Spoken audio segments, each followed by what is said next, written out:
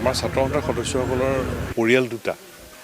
এটা পৰিয়াল আমাৰ নিজৰ মা দেউতা ভাই ভনী, এই এটা পৰিয়াল, আৰু এটা পৰিয়াল হ'ল সদৌ অসম ছাত্ৰ সন্থাৰ বৃহত্তৰ পৰিয়ালটো। আৰু ছাত্ৰ সন্থাৰ যিকোনো সদস্যই নিজৰ মা দেউতা ভাই ভনী পৰিয়ালটোৰ লগত যিমান সময় দিয়ে, বৃহত্তৰ সদৌ অসম ছাত্ৰ সন্থাৰ পৰিয়ালটোত বেছি সময় দিয়ে। গতিকে মাধুৰ্য বৰ্মন হেৰাই গ'ল, আমাৰ সদৌ অসম ছাত্ৰ সন্থাৰ পৰিয়ালৰ এজন নোহোৱা হ'ল। এতিয়া মাধুৰ্য বৰ্মনৰ পিতৃ মাতৃ একমাত্ৰ সন্তান নোহোৱা হ'ল।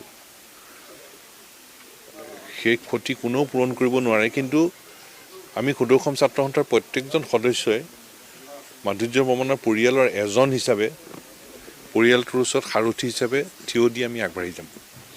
আমি ৰাইজৰ লগত কথা পাতিম, ৰাইজৰ অভিভাৱকত্ব ল'ম, পিতৃ মাতৃ পৰিয়ালৰ লগতো কথা পাতি ছাত্ৰ সন্থাৰ এই বৃহত্তৰ পৰিয়ালৰ ছাত্ৰ সন্থাৰ প্ৰত্যেকজন সদস্যই মাধুৰ্য বৰ্মনৰ পিতৃ মাতৃৰ কাষত থিয় দি, সাৰথি হিচাপে থিয় দি আমি আগুৱাই যোৱাৰ প্ৰয়াস কৰিম।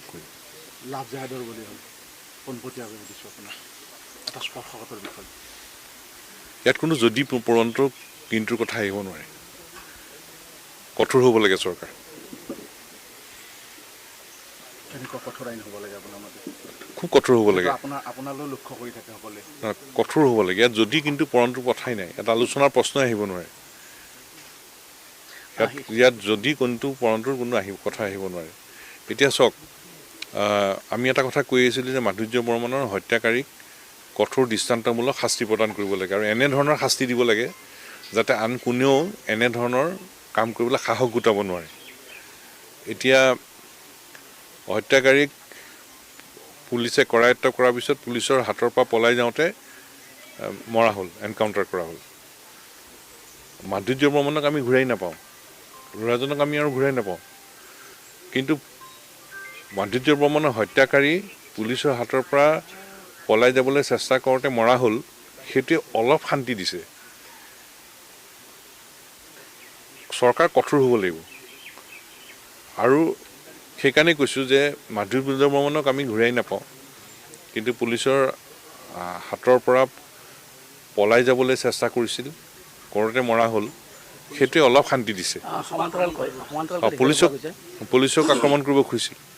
মাধুৰ্য বৰ্মন আমি মাধুৰ্য বৰ্মনক ঘূৰাই নাপাওঁ, কিন্তু মাধুৰ্য বৰ্মনৰ হত্যাকাৰীগৰাকীক পুলিচে কৰায়ত্ব কৰিছিল, পুলিচক আক্ৰমণ কৰিবলৈ চেষ্টা কৰোঁতে তাত মৰা হ'ল, সেইটোৱে অকণমান শান্তি দিছে। কিন্তু মূল কথাটো হ'ল যে যদি কিন্তু পৰন্তৰ কথা কিছুমান কথা আহিব নোৱাৰে। চাওক, মই সেইকাৰণে কৈছোঁ যে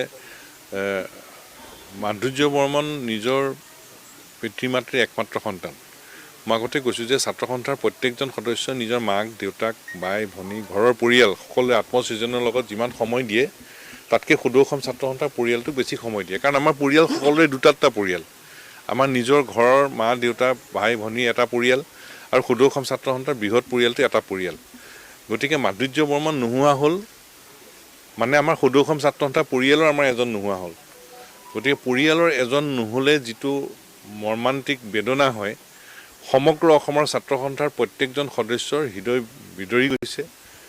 এটা মৰ্মান্তিক ঘটনা, সকলো বিষাদত আছে, আৰু আমাৰ পৰিয়ালৰ এজন নোহোৱা হ'ল, ছাত্ৰ সন্থাৰ বৃহত্তৰ পৰিয়ালটোৰ এজন নোহোৱা হ'ল। এতিয়া আজি মাধুৰ্য বৰ্মনৰ পিতৃ মাতৃৰ লগত আমি কথা পাতিম, ইয়াত ৰাইজৰ লগতো কথা পাতিম, আৰু মাধুৰ্য বৰ্মনৰ পৰিয়ালৰ এজন হিচাপে ছাত্ৰ সন্থাৰ আমি প্ৰত্যেকজনে আমি নিজৰ পদক্ষেপ আগবঢ়াই নিয়াৰ প্ৰয়াস আমি অব্যাহত ৰাখিম।